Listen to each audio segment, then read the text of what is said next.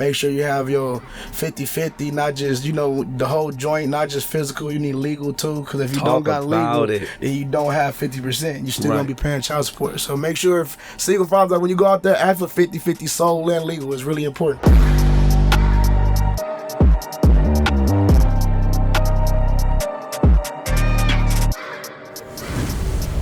This episode of the Rap Dads Show is made in partnership with the Rolling Loud Festival. Rolling Loud Miami tickets are on sale right now. Welcome to Rap Dads. Thank you for having me. Yeah, man. Thank you so much for allowing us to pull up on you while you're working. Mm-hmm. We are in LA, so it's only right. Yeah, in the backyard, so why not come get the top rapper in the backyard? Come on. I meant that. Killing. Oh, I co-sign that. Thank you. For sure. So how does it feel? We out here for Rolling Loud. You played Rolling Loud already. Mm-hmm. How does it feel to be an LA artist? Like, really, I feel like you bridge the gap between like the OGs who really planted the flag and the new wave. You kind of have a little bit of both. How does it feel to play Rolling Loud in your hometown? This is my second year. Yes. Actually, so they had me last year and they brought me back this time. I was on the flyer. I was brought out by DJ 5 Venom. Shout out 5 Venom, appreciate you, bro. And this time they called me. This time they gave me a contract. Hey. You hear me? So I just had to keep going. But it feel good to be in my backyard in the city and the OGs that pioneered and made the way for the rap. Actually, reaching out to me and messing with me. Yes, man. Yeah. Let's talk, this is a fatherhood podcast. Right. Let's talk about your kids. How many you got, ages, things like that. I got a football team, man. Hey. I started young. So look, I say I got 6 kids. I got 6 kids, age preteen to 1. Right.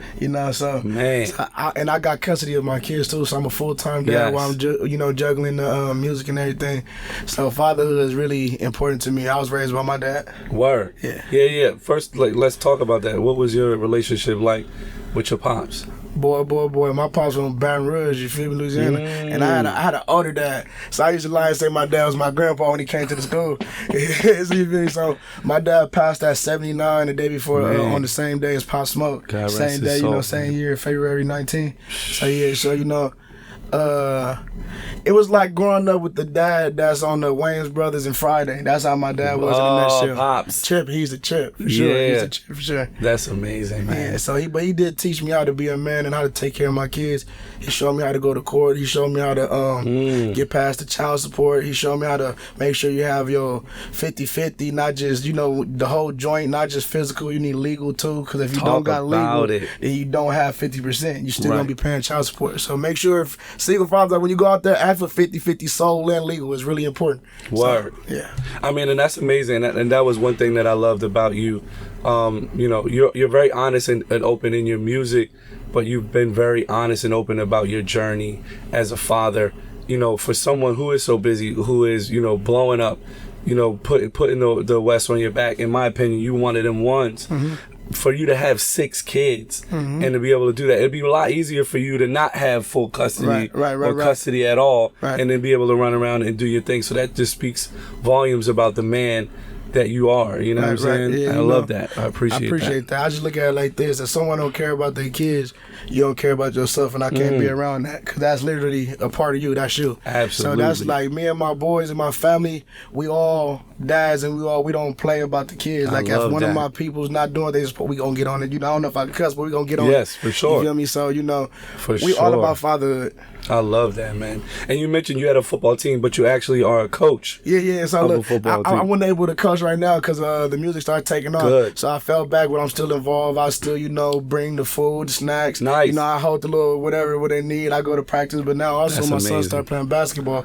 So now we juggling 2 sports while I'm juggling the music. And so I coach the kids. I get on their ass. About to say, what type of coach are you? I was on the defense, so my son was playing defense. He was a DN. Okay. And I just made sure really that I wanted to make sure he was focused and he see that he got somebody supporting him.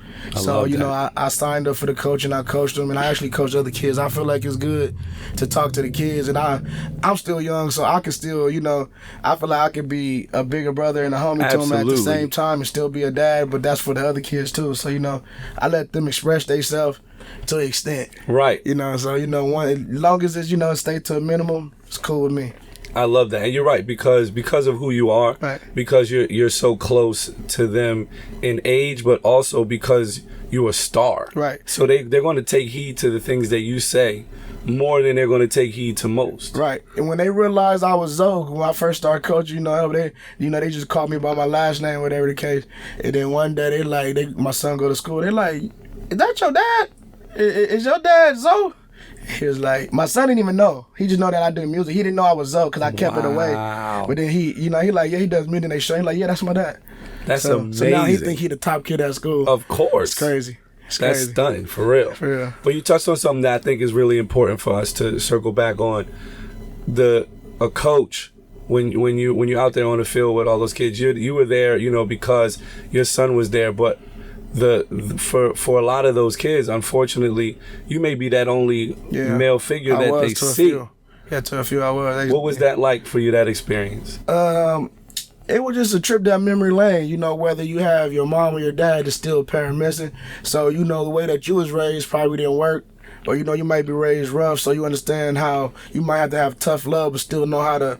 Every kid needs to be loved a different way. Absolutely. So you feel me? So maybe this kid you can cuss at, maybe this kid you can pop in the back of the neck. Yes. And maybe this kid you gotta just let cry and hold him. You feel me? But love that, when you learn how everybody's personality is different, you can't take what you do to one kid and put it on the other because they might not. I love comprehend that. It the same. Talk about it. I feel like for a lot of the old school mentality was, you know, I'm a disciplinarian and that's it. Like, but you nailed it. Like, I feel like our generation and the newer fathers are learning from, you know, the fact that everyone is different. Even if you have the same mother, father, that kid, you know, I have 3 sons. Right. They couldn't be. They're very similar, but they couldn't be any different in the way that their mannerisms, their love language, the way they receive information. Mm-hmm. You know, one is you know, strong-willed. You know, the other one is a people pleaser. Right. That, you know, we got to navigate all of those personalities. You gotta learn how to balance it out for sure. Word. For fly merch and more, check out therapdadshow.com. Support, represent, and look fly all at the same time.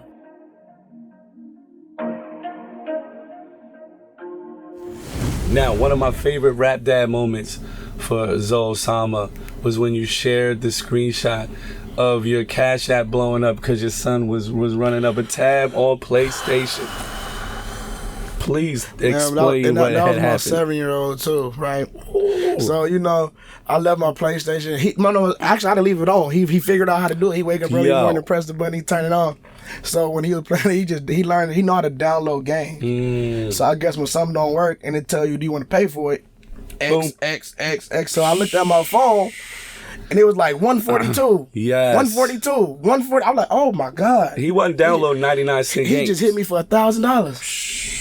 So I called back. It took 2 hours, but I got it back. Got that money back. You gonna give it back? Yeah. Because I didn't buy it. Right. Come on, man. So I didn't buy it. So yeah, I put a lock on that card now. So that's out. Smart. What type of conversations are you having with your kids about money? Oh yeah, my oldest, I teach him about money the same way I should have been taught about money. So, you know, like right now, even if I got it, he don't walk around with no brand new Jordans on. He got to work for his. Or if I do, you know, I keep him in Nikes, you know, the Vans. But you're not going to get no luxury lifestyle because you think your dad is somebody. Because then that's when you have a problem with spoiled kids and thinking the world owe them something. Yes, so, I love that, man. I love that. They don't go without nothing that they need. Right. But something that you want, we can talk about it. You can have what you need, but what you want, we can talk about it if it's necessary. Yeah, in life, you know, the things are earned, they're not given. Yeah, and that's what I'm teaching my kids. That's number one.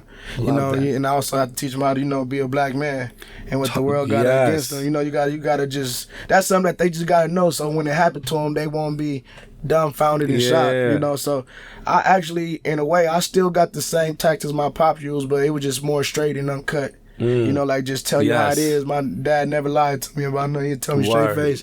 You know, so I keep that with my kids for sure. I love that. No, you nailed it. You mentioned something that I actually had to go through. I want to say my middle son was probably 12. And that was the time where he was starting to leave the crib and go chill with his friends out unsupervised. So you have to let him know. And so, and I came up, so I'm not in the hood anymore. I'm in a mixed environment. Likewise, He's the only dude of color around. I just had the same conversation with my kid. I know where it's going. I'm like, bro, you're not them. Yeah. They don't look at you the same. Right. And you have to know it. And you have to know it. But you always just play it like how it's supposed to be played until you have to show it. There it is. Other than that, everybody love is love. And I had to explain that to him because I didn't want him to go out there thinking that he was going to be treated the way his friends were going to be treated. Unfortunately, it's not. Because that's not real life, man. Right. It ain't.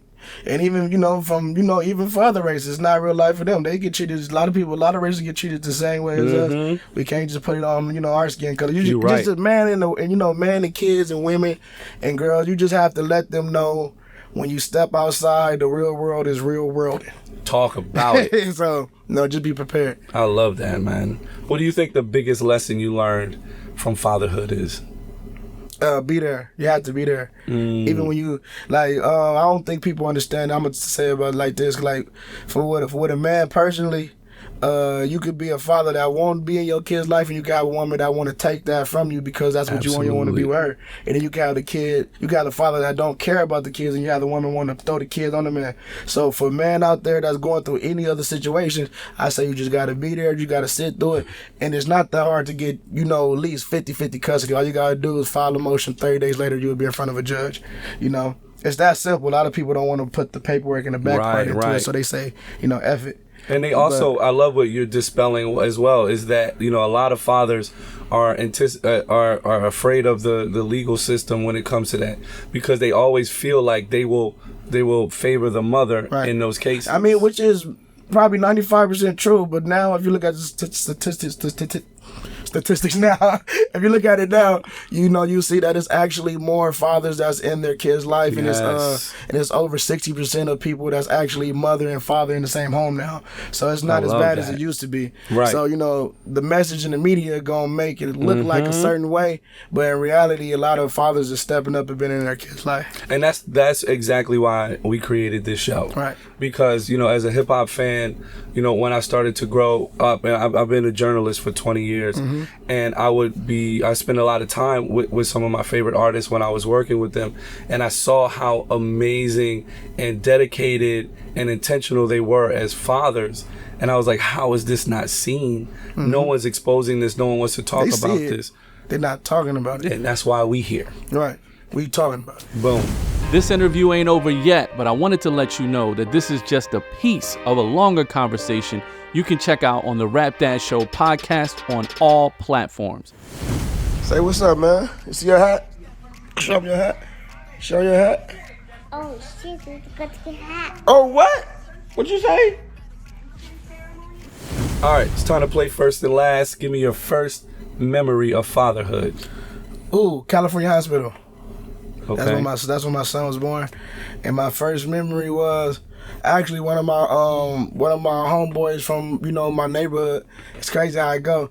I go to the hospital. My son's about to be born, and I hear somebody. I'm like, I know that ain't my boy. So we both end up walking. I'm like, she like, I'm about to have my baby too, right? Wow. So our kids was born a day after each other, and my son name is Jaden. I ain't gonna disclose his son name, but his son name is basically the same name with a different letter. That's hot. So it was like, and it wasn't planned or nothing. It was just, that's the way the universe aligned. That's amazing. So that's something that I never forgot, and it was crazy. Amazing.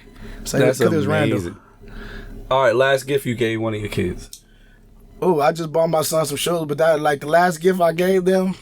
I always give my kids whatever they really want at this point. They spoiled, they bad as hell. But the last gift that I gave I gave my son a PlayStation with the little PlayStation Portable.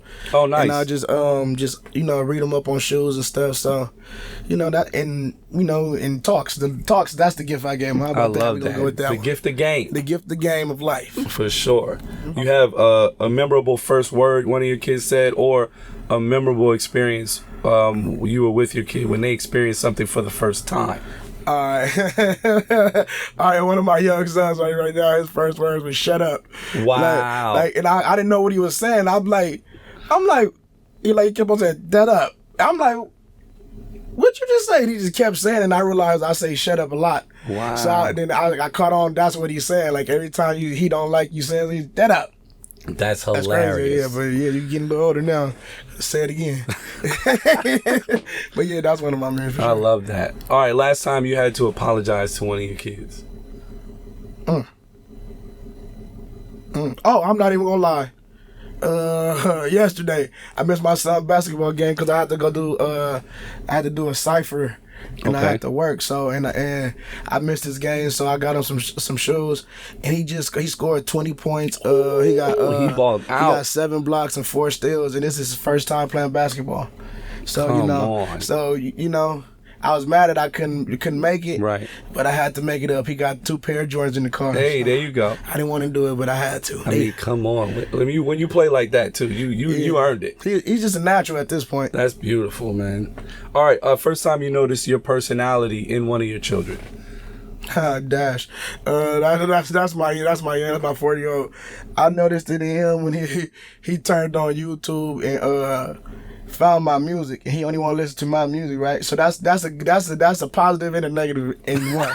So now I be having some videos I used to have a rag on my head. So Yes. I caught his little ass putting the rag on his head, but he tied it No. so perfect. I had to let him keep it on his head for a minute. It amazed me. It amazed me. But then I had to realize I'm pulling him away from my music slowly but surely. But he a fan. He was looking at me on Rolling Loud on TV when he see me perform. That's That's amazing. going crazy. But Dash, Word. Dash, badass. All right, speaking of that, last time you had to discipline one of your kids. I ain't gonna lie to you. That's probably every day. I ain't even gonna hold you. Understood. I give him about 17 tries when I get tired of love saying that. stop that. So when you they already yeah. You know what time it is. Yeah, but hey, I do not hit my kids. I love that. Yes. But I get them together. Yes. Yeah, I definitely get it. I feel like sometimes, Might have to shake them up a little. you know what I mean? A good little start or a good little strong hug. Or just scream real loud. Yeah, It works. They get it. When the lion voice come out, it works every time. There it is. So.